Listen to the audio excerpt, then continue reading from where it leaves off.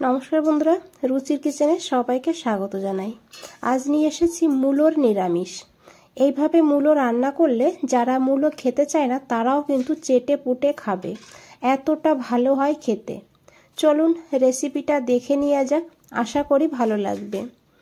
এখানে দেখুন, এই মূলোর নিরামিষ রান্না করার জন্য এখানে আমি 3টে মূলো নিয়েছি।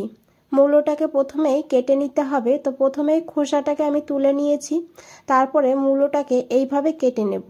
তো দেখুন কিভাবে আমি মূলোটাকে কেটেছি। আর খুব বেশি বড় করবেন না, আবার খুব বেশি ছোটও করবেন না, এইভাবে মূলোটাকে কেটে নেবেন এই রেসিপির জন্য। এখানে দেখুন আমি মূলোর যে ডাটা একটু আছে ডাটাটাও নিয়ে নিয়েছি। আপনারা চাইলে বাদ দিতে পারেন, তবে আমার কিন্তু খেতে ভালো লাগে সেই কারণে নিয়েছি। আর এই মূলোর সঙ্গে আমি নিয়েছি 2টো আলু। আলুটাকেও মূলোর মতন করে লম্বা লম্বা করে আর একটু পাতলা করে কেটে নেব।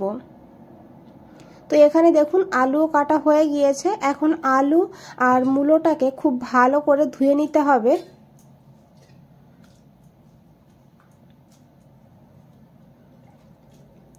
আর এদিকে বন্ধুরা একটা কড়াই বসিয়ে দিয়েছি। কড়াইটা খুব ভালো করে গরম করে নিতে হবে। তারপরে গ্যাসের ফ্লেমটা একদম লোতে করে দিতে হবে। তারপরে এখানে দিতে হবে 1 চামচ ঘি। ঘিটা গলে গিয়ে 1 চামচই হবে। এখন এখানে দিয়েছি 1 চামচ বেসন। লো ফ্লেমে বেসনটাকে ভালো করে 2 মিনিট ভেজে নেব। এইভাবে বেসনটা ভাজতে ভাজতে দেখবেন বেসনটা হালকা কালার চেঞ্জ হয়ে গিয়েছে আর বেসন থেকে সুন্দর একটা গন্ধ বেরিয়েছে। তো দেখুন, আশা করি দেখে বুঝতেই পেরেছেন বেসনটা কিন্তু ভাজা হয়ে গিয়েছে আর বেসন থেকে সুন্দর একটা গন্ধও ছেড়েছে। এখন এই বেসনটাকে তুলে নিতে হবে। এই কড়াইতে আমি নিয়েছি এখানে 2 চামচ সরষের তেল। আমি রান্নাটা সরষের তেলে করেছি, তবে আপনারা চাইলে সাদা তেলেও করতে পারবেন। তেলটাকে খুব ভালো করে গরম করে নিতে হবে। তারপরে দিতে হবে একটু লবণ আর দিয়ে দিতে হবে অল্প করে একটু হলুদের গুঁড়ো। তার সঙ্গে এখানে দিয়েছি কেটে রাখা আলুগুলো।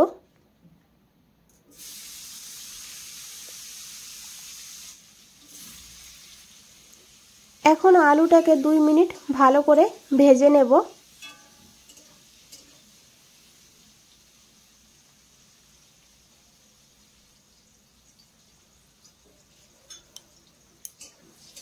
তো দেখুন বন্ধুরা, আলু ভাজা হয়ে গিয়েছে, একদম বেশি লাল করে ভাজবো না।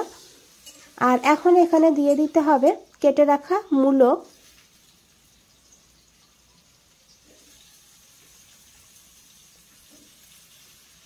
মূলোটাকে দিয়েও কিন্তু 2 মিনিট ভালো করে ভেজে নিতে হবে।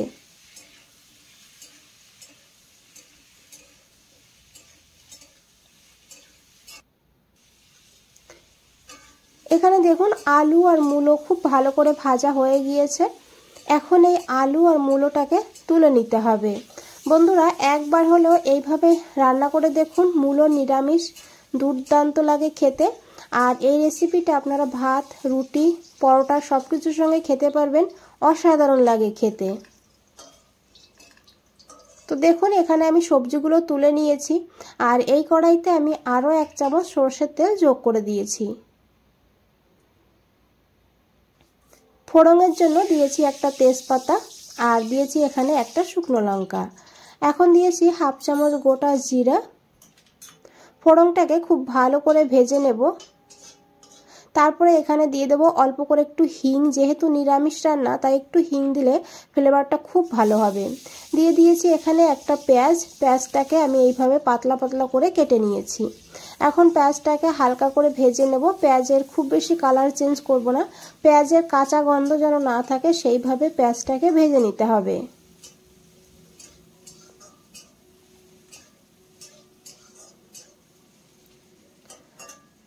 তো এখানে দেখুন আমি একটা মশলা দেব। সেই মশলাটা কিভাবে বানিয়েছি একটু দেখিয়ে দিই। প্রথমেই নিয়েছি 2টো কাঁচা লঙ্কা, ঝাল আপনারা আপনাদের প্রয়োজন মতন নেবেন। 1/2 ইঞ্চি আদা নিয়েছি আর নিয়েছি এখানে রসুন, 4-5 কোয়া রসুন নিতে হবে এখানে। আর তার সঙ্গে এখানে নিয়েছি একটা বড় সাইজের টমেটো। আর এখন এই মশলাটাকে একদম মিহি করে বেটে নেব। দেখুন এইভাবে। এখন এই মশলাটাই কিন্তু এই পেঁয়াজের মধ্যে দিয়ে দিতে হবে। আর পেঁয়াজটা দেখুন ভাজা হয়ে গিয়েছে, এইভাবে পেঁয়াজটাকে ভেজে নেবেন।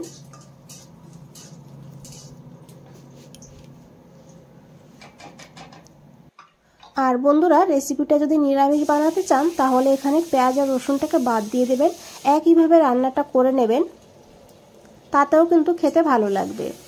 মশলাটাকে দিয়ে খুব ভালো করে এইভাবে মিশিয়ে নেব। তারপরে এখানে দিয়ে দিতে হবে পরিমাণ মতন লবণ।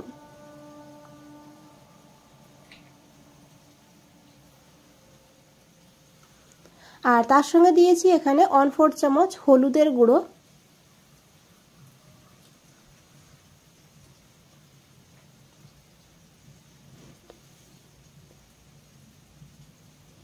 আর দেবো এখানে একটু কাশ্মীরি লঙ্কার গুঁড়ো 1/2 চামচ। এতে কালারটা ভালো হবে, ঝাল হবে না।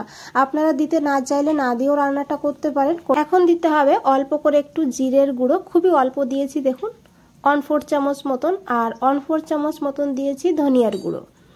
এখন খুব ভালো করে মশলাটাকে মিশিয়ে নেব।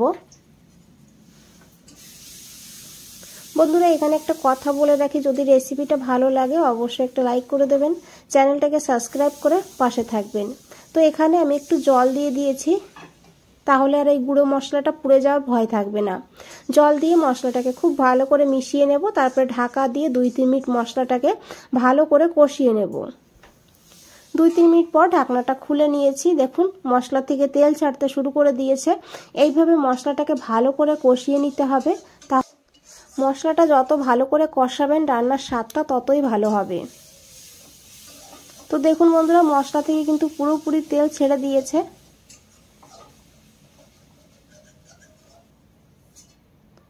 আর এখন এখানে দিয়ে দিতে হবে মটরশুঁটি। এখানে আমি 1 মুঠ মটরশুঁটি নিয়েছি, হাতের কাছে থাকলে অবশ্যই দিয়ে দেবেন। আর এই মটরশুঁটি দেওয়ার কারণে এই রেসিপির স্বাদটা কিন্তু দুর্দান্ত হবে।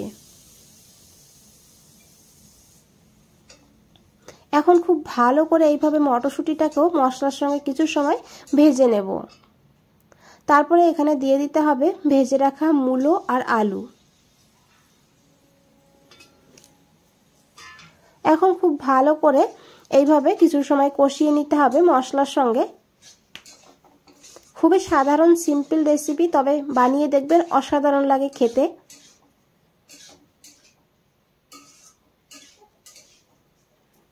তো দেখুন খুব ভালো করে কষিয়ে নিয়েছি। এখন দিয়েছি এখানে সেই ভেজে রাখা বেসন।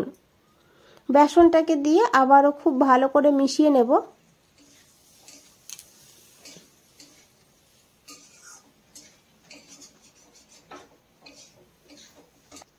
আর এখন এখানে দিয়ে দিতে হবে পরিমাণ মতন জল। আপনারা যেমন করে ঝোল রাখবেন সেইভাবে জলটা দেবেন, অবশ্যই হালকা গরম জল দেবেন, তাহলে রান্নার স্বাদ বা কালার দুটোই ভালো হবে।